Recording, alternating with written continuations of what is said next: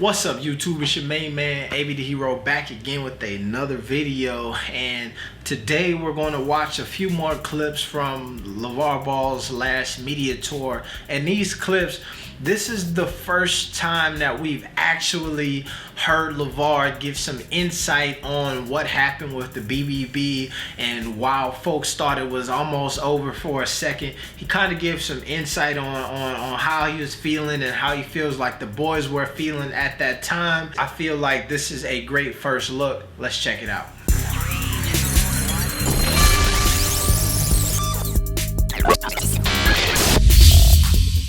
So in this first clip, Lavar is explaining that while the boys may have told the media or even felt like to themselves that they were hurt by this whole situation, that in all actuality they were doing pretty damn good.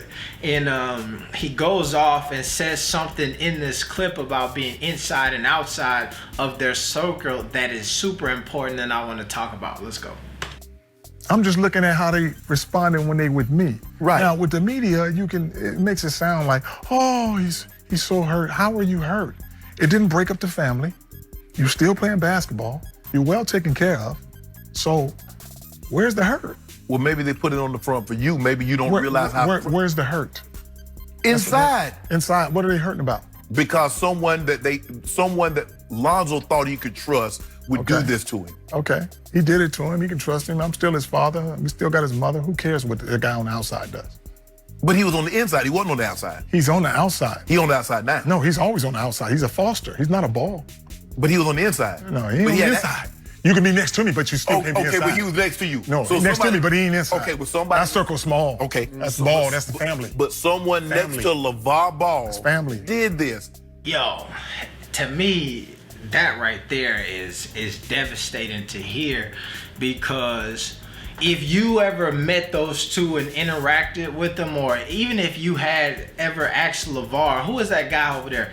To him, it's my brother. Oh, that's my brother, Alan. They like damn near lived in the house together, had a room in there, and talked on the phone all of the time. So the ideal of him being outside and not necessarily inside, to me, I feel like is just that, you know, Lavar tough, but I don't believe that he really felt like, and they do have a hella small circle, but I feel like their situation was much deeper. You even heard in a shop interview where Lonzo says that he felt like that was his second dad. So I do believe that they had actually let him in there, and that's also why he had so much control over certain things. But that was tough, man. I know that there's definitely folks who will hear that little snippet and feel some kind of way about it. I will say that, and I said this in the video when I first met them, is that they are definitely open people who like, especially Lavar and them, where it's just like you've been around them for forever. He's definitely somebody who is like opening and very inviting, and I think that, but they do have a tight circle. And especially when it comes to the boys, I think that is why there was so much controversy with the Jordan Ray situation, and because he was somebody who damn near started living with them at one point, and was trying to kind of get inside the family the same way Allen did damn near. And so from now you can see that there's a bit of separation there, and I can imagine that when they talk about the hurt from this situation, some of the reactions or ramifications of that is that circle right now is probably hella tight, and if your last name ain't Ball, you probably on the outside of it. And this next part there's a beautiful thing about when they have Lavar on here and he gives this like awesome insider information, and you can see where a lot of these panelists just want to like argue, and they just are trying to prove something wrong here. And you can see that when Lavar says that the boys were not hurt, he's not talking about how they actually were emotionally, but how they were like in reality, right? So inside you may have felt some type of way, but when it comes to whether or not it's affecting your life in actuality, you're not that hurt. And I feel like this is a great little snippet of that argument. Yes. And Lonzo felt betrayed by this person. Okay. You really don't have to worry about being betrayed because you're still taken care of by me. But here's the thing, Lonzo, Lavar, this is the problem that I have. Okay. Is that you're telling him how he should feel, right, how he should hurt, how long he should be, and just to Well, no, I'm not telling him. I'm just explaining to him why you're not hurting. Why are you telling me? That's a grown man. Yes, he's a grown man. But if I explain things to him the right way so he can understand it, okay, now you can say, and what if he say he's still hurt? What if he say he's still hurt? And I'm gonna say, why? See? Why are you hurt? Because but you have to explain why you're hurt. He said, here it is right here. He says that I'm gonna explain it to him in a way that he can understand it, and then maybe he'll come to the conclusion himself, man, maybe I'm not that hurt, it's not that bad. And then Shannon says, so tell me, so what if he say he still is? And Lavar says probably one of the most insightful things that you can do as a parent is ask why. Explain to me why it bothers you so much. And I don't think that Shannon was prepared for that bit of knowledge and wisdom, because he said, see, thinking that he was going to double down on and be extra aggressive with it. But I feel like that's the beautiful thing that you see about their relationship. And when you hear them talk about in that shop interview where Lonzo was like, I could talk to my dad about anything.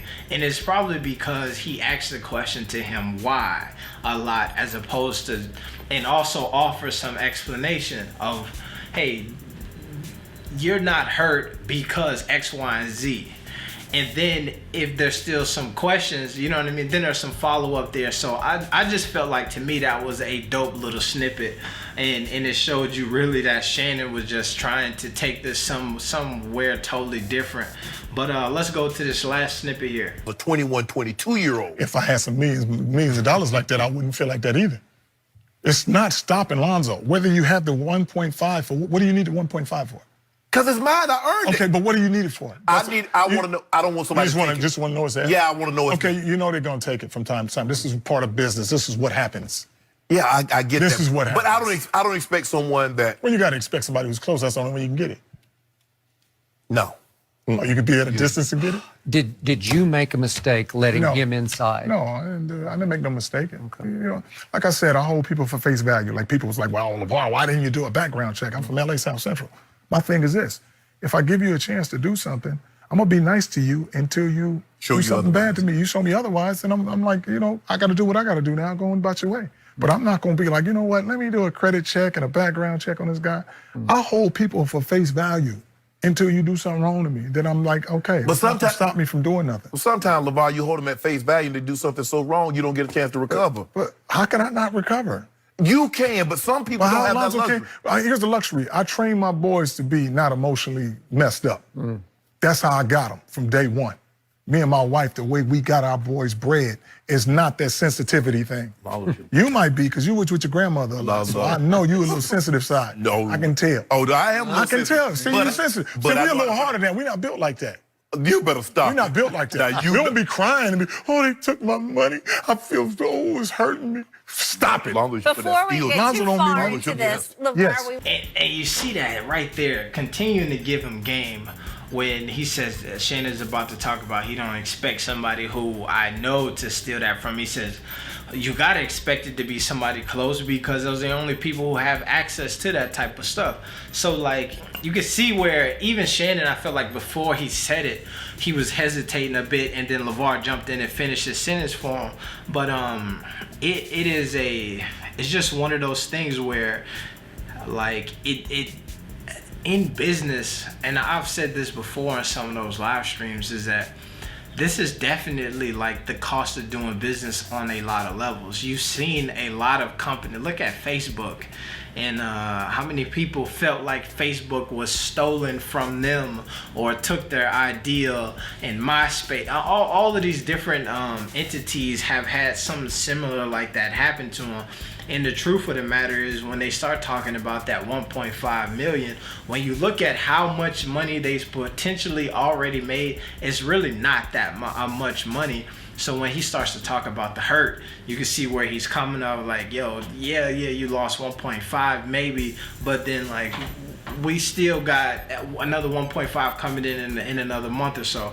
So Some of the parts in this though that really move me in some type of ways when Shannon and they get into the conversation and having the ability to bounce back. And this goes back to my one concern about all of that is, while it is a closed circle, there's so many other folks who have been affected by this circle being so small or whatnot, and it just sucks because like he said, they can bounce back, but then Shannon retorted, even though I felt like it was inappropriate for this conversation, but other people can't. And I think that that's what you see happen with some of these JBA guys and being put in situations where they're just waiting on what's happening next, and there is no next potentially.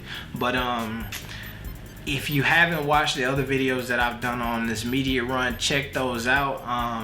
Like and comment below in this video. Let me know your thoughts on this media run, and if there's any other portions of those damn near 40 or 50 minutes, an hour worth of Lavar interviews from the other day that you want to hear me talk about. And what I'm gonna do is we'll do a live stream this weekend, and then we'll take some of these comments and talk about them on the live stream. And so she made me AB the hero. I'm out. Peace.